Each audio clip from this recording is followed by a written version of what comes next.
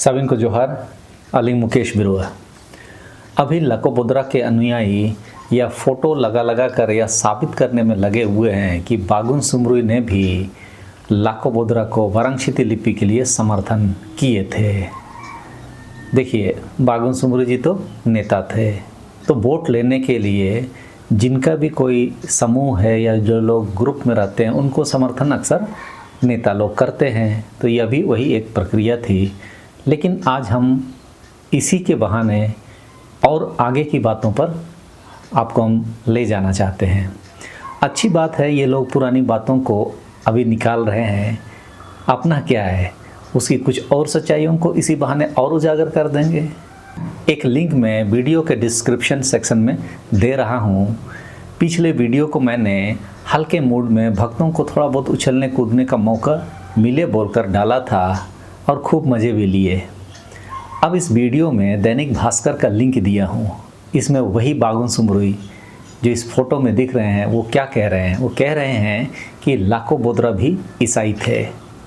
पूर्व सांसद ने आरोप लगाया कि आदिवासी हो समाज महासभा के लोग वाराणसी लिपि का प्रचार प्रसार कर इसे अपना बता रहे हैं, पर उन्हें पता होना चाहिए कि हो लिपि का आविष्कार करने वाले लकोबोद्रा ईसाई थे। उन्होंने 1946 में ईसाई धर्म अपनाया था। उसका मिशनरी नाम अल्फ्रेड फिलिप्स बोद्रा था। उसने 10 साल तक ईसाई धर्म का प्रचार किया। वे आगे कहते हैं कि उम्र में छोटा होने के कारण भी लकोबोद्रा उनके खास दोस्त थे। हालांकि सच्चाई में दोनों ईसाई धर्म को अपना लिए थे। बागुन सुम्रुई का नाम डेविड सुम्रुई हो गया था। इन दोनों की दोस्ती का आधार वही था जिसके लिए बागुन सुम्रुई महिलाओं के बारे जाने जाते हैं, और ईसाइयत से निकाले जाने का कारण भी महिलाओं के प्रति गलत आचरण था।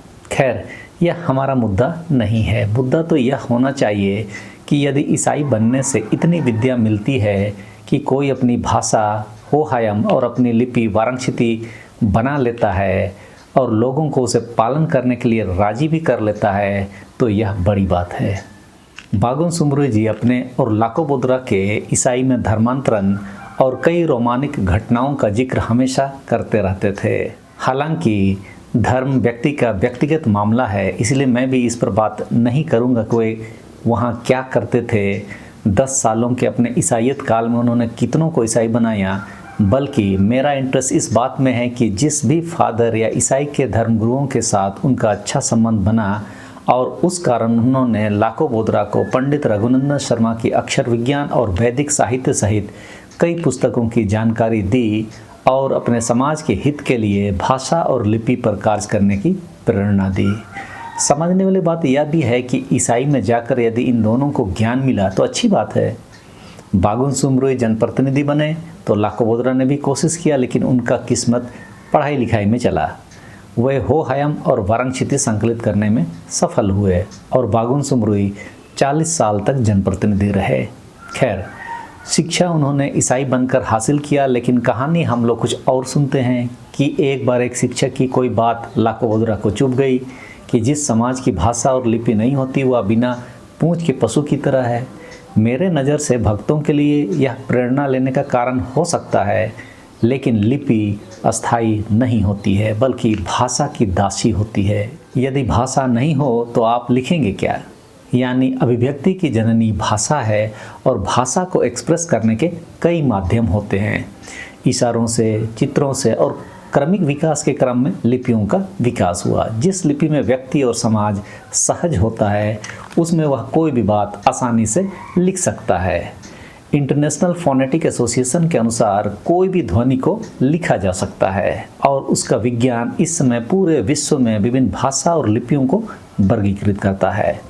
मैं अपनी बात कहूँ तो नेतरहाट में हिंदी मीडियम में पढ़ने के कारण हिंदी और देवनागरी लिपि मेरे लिए सहज है और मैं देवनागरी लिपि में सब बातें लिख और समझ सकता हूँ। यही बात जॉन डेनी ने कही थी कि हो समाज के लोग देवनागरी में ज़्यादा सहज हैं, तो क्यों नहीं देवनागरी को ही संशोधित स्वरूप में लिखने के लिए इस्तेमाल किया जाए।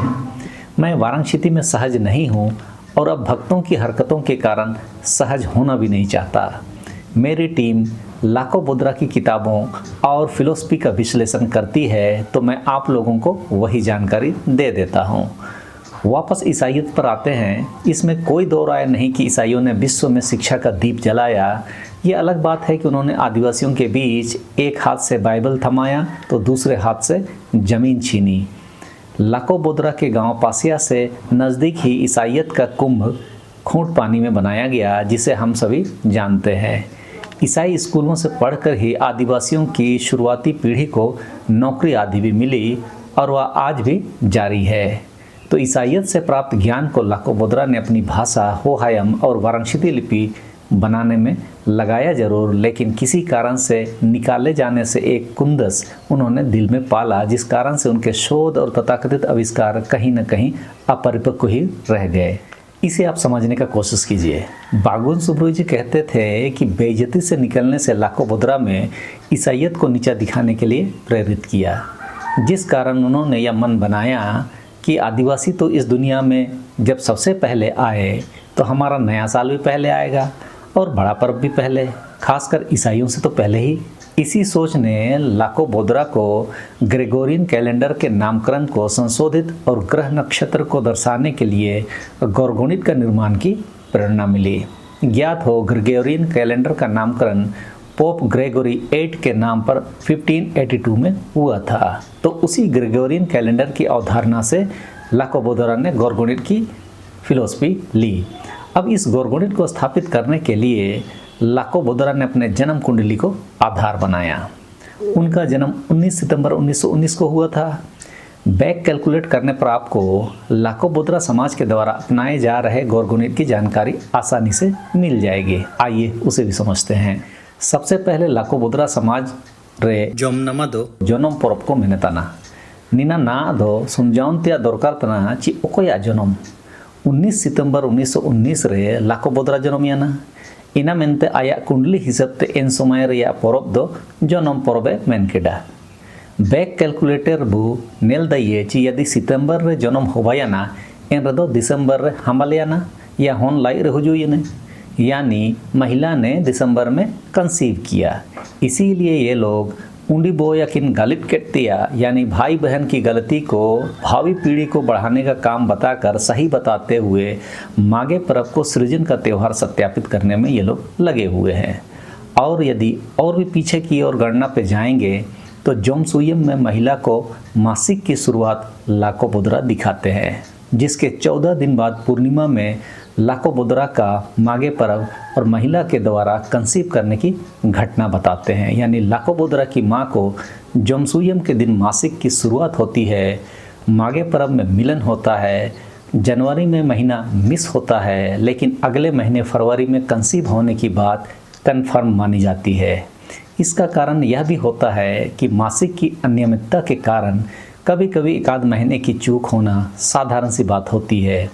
दूसरा महीना भी मासिक नहीं आने से यह कंफर्म हो जाता है कि लाखों बुद्रा की माँ गर्भ से थी और उस समय के पर्व को लड़कियों में माँ बनने की शारीरिक विकास आरंभ होने की बात कहते हुए लाखों बुद्रा ने बहा पर्व को बताया। जबकि हो समाज में बहा पर्व जंगल के पेड़ों में पतझड़ होने और नए फूल और फल के आगमन पर यह त्यौहार मनता है। हेरमूट को उन्होंने गर्भावस्था के एक कड़ी को सम्मानित करने वाला त्यौहार बताया, तो हेरो पर्व को भी गर्भावस्था की अगली कड़ी को सम्मान देने वाला त्यौहार घोषित किया। जबकि हो समाज में हेरमूट धान की फसल लगाने की प्रक्रिया से संबंधित है और यदि धान की फसल नहीं होती तो हेरमूट भी संभव नहीं होता, क्योंकि गेहूं या दाल लगाकर हेरमूट नहीं किया जा सकता। उसी तरह हो समाज में हेरो पर्व धान के कढ़न से संबंधित है, ना कि गर्भधारण की अवस्था से। और जोमनमा जो कि सितंबर महीने में होता है को लाखों बुद्रा ने अपने जन्म के समय का त्यौहार जन्म पर्व के रूप में बखान किया। यह ईसाइयों के जन्म पर्व से प्रेरित है, जिसे वे लोग यीशु की जन्म की खुशी में क्रिसमस मनाते हैं।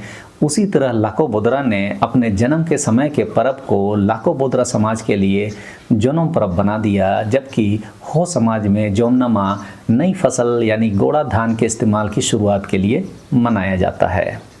तो इस तरह आप देखेंगे लाखों बुद्रा ने अपनी कुंडली को कैलेंडर में ढाल दिया, फिर उसे गौरगणित बना दिया ग्रेगोरियन कैलेंडर के नाम से।